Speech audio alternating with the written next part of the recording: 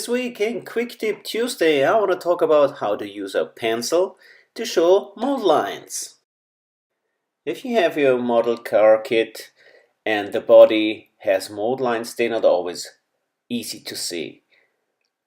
A trick to figure out where the mold lines are is using a soft pencil and basically just rub on that mold line and it will appear.